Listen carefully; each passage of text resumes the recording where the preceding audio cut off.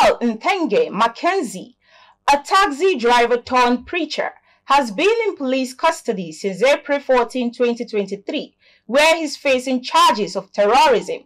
The 50-year-old found out the Good News International Church turned himself in after police acting on a tip-off entered Shakahola Forest for undercover purposes. Paul Mackenzie, who declared to his followers that the world was about to end, marketed Shakahola to his followers as an evangelical Christian sanctuary from the fast-approaching apocalypse. Instead of a haven, the 800-acre property, a sun-scorched wasteland of scrub and spindly tree, is now a gruesome crime scene, scattered with the shallow graves of believers who starved themselves to death, or Mackenzie would have them crucified so that they would meet Jesus, while starvation caused many deaths. Some of the bodies showed signs of death by asphyxiation, strangulation, or bulging. Though not the first of its kind, it's the first in recent times. Clearview had an interview with Pastor Yelda, who spoke on the need to discern such evil preachers. The tragedy in Kenya is just one of many lines of such people who come out with very compelling messages and cater away people to their cause at the detriment of many. Just one among many. I mean, we can make reference to a lot of them even in Nigeria here. So there is also a very urgent and pressing need for us to educate and sensitize people on what they can do to avoid a similar fate.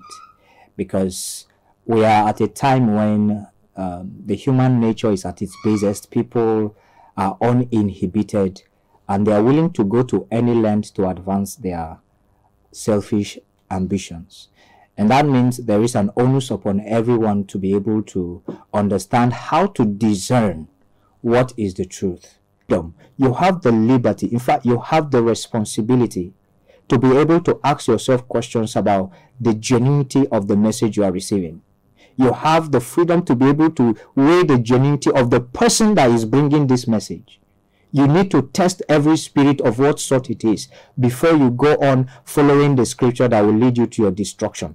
The pastor was also prompted up on how to mitigate this extremist religious view and if the government can step in. One can come in with good intention and put in policies with good intentions to regulate excesses, but someone can come in and take advantage of that for religious oppression. And because there are diverse religions within different countries, the person in power can have power over a particular religion to the point of suppressing it. So these are the dangers with regards to state interference with religion. Figureheads around us, the leaders within the Pentecostal Fellowship and the Christian Association, have it within themselves to be able to come up with policies that can regulate the body and be able to checkmate these excesses from cropping into the church and taking advantage of people. In that way, we are able to safeguard the integrity of our religious freedom and expression, because otherwise other powers can take advantage of that to advance their own selfish cause.